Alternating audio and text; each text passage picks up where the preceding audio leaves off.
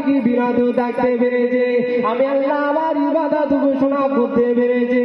ও নওজওয়ানেরা, আল্লাহ পাকের নবী আমার তিন দুনিয়ার বাদশাহ মুহাম্মদুর রাসূলুল্লাহ সাল্লাল্লাহু আলাইহি ওয়াসাল্লাম নবী আমার জানিয়ে দিয়েছে, কাল কিয়ামতের ময়দানে মাঝারে আল্লাহ পাক আল্লাহ তাআলা ওই ব্যক্তিকে জান্নাতে প্রবেশ করাবে যারা পৃথিবীতে হারাম কাজ থেকে বিরত থাকতে পেরেছে, আল্লাহ পাকের সঙ্গে শিরক করা থেকে দূরে থাকতে পেরেছে, তারা হলো পৃথিবীর জমিনে সবচাইতে সাকসেস এবং সাথে সাথে আল্লাহ পাকের জন্য ইবাদত ঘোষণা করা অবশ্যই। ভাই, আল্লাহ পাক রব্বুল আলামিন কোরআন শরীফের মধ্যে জায়গায় জায়গায় প্রায় 82 জায়গায় জানিয়ে দিয়েছে, যারা পৃথিবীতে যারা নামাজ আদায় করবে এবং সাথে সাথে হজ করবে, যাকাত দেবে, আল্লাহ পাক রব্বুল আলামিন বলে দিচ্ছে ওই ব্যক্তিটা পৃথিবীর জমিনে সবচাইতে সাকসেস।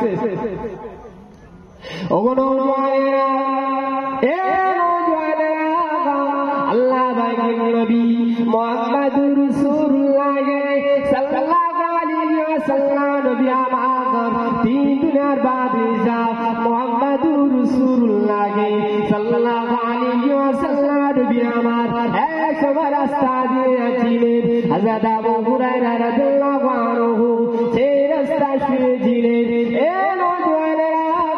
আল্লাহ পাকের নবী আমার সেই রাস্তা দিয়ে যাচ্ছিলেন, হযরত আবু হুরায়রা রাদিয়াল্লাহু আনহুকে দেখতে পেলেন। আল্লাহ পাকের রাসূল হযরত আবু হুরায়রা রাদিয়াল্লাহু আনহুকে দেখতে পেলেন। আল্লাহ পাকের নবী আমার এমনি করে মুস্কিয়ে হাসলেন।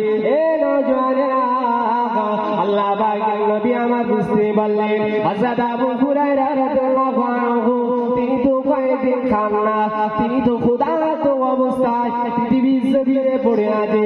এ নওজওয়ানেরা, আল্লাহ পাকের নবী আমার হযরত আবু হুরায়রা রাদিয়াল্লাহু আনহুকে ডাক দিলেন, ও বাবা আবু হুরায়রা, তুমি বাবা আমার সঙ্গে চলে যাও বাবা। হযরত আবু হুরায়রা রাদিয়াল্লাহু আনহু আল্লাহ পাকের রাসূলের পিছনে পিছনে চলতে লাগলেন। এ নওজওয়ানেরা, আল্লাহ পাকের নবী আমার নিজের বাড়িতে নিয়ে গেলেন। এমনি করে আম্মা জান আয়েশা সিদ্দিকা রাদিয়াল্লাহু আনহা করলেন, এ আয়েশা, এই দুধ কোথায় পেলে বাবা? এ নওজওয়ানেরা, হযরত আবু হুরায়রা রাদিয়াল্লাহু আনহু তিনি পাশে চুপচাপ দাঁড়িয়েছিলেন। আল্লাহ পাকের নবী আমার জিজ্ঞাসা করা মাত্র আম্মা জান আয়েশা সিদ্দিকা রাদিয়াল্লাহু আনহা আল্লাহ পাকের নবীকে বললেন, ইয়া রাসূলুল্লাহ, ইয়া হাবিবাল্লাহ, হুজুর অমুক ব্যক্তি আপনাকে হাদিয়া করেছে। এ নওজওয়ানেরা, আল্লাহ পাকের রাসূলের সাহাবী হযরত আবু হুরায়রা রাদিয়াল্লাহু আনহু আল্লাহ পাকের রাসূলকে জিজ্ঞাসা করলেন, ইয়া রাসূলুল্লাহ, এই দুধগুলোকে আমি পান করব? আল্লাহ পাকের নবী আমার আবু হুরায়রা রাদিয়াল্লাহু আনহুকে বললেন, এ আমার সাহাবী আবু হুরায়রা, তোমাকে তো দেওয়ার জন্য আমি ডাকিনি, এমনি করে সাহাবী সিফাতে ডেকে আনো, আমি নবী তাদেরকে পান করিয়ে দেব। এ নওজওয়ানেরা, হযরত আবু হুরায়রা আসহাবে সিফাতে ডাকতে গেলেন। এমনি করে তাদেরকে ডেকে এনে রাসূলের সম্মুখে উপস্থিত করলেন। এ নওজওয়ানেরা, এমনি করে হযরত আবু হুরায়রা রাদিয়াল্লাহু আনহুকে আদেশ দিলেন, এ আমার আবু হুরায়রা, তুমি তাদেরকে বলে দাও এই দুধগুলো যেন তারা পান করে।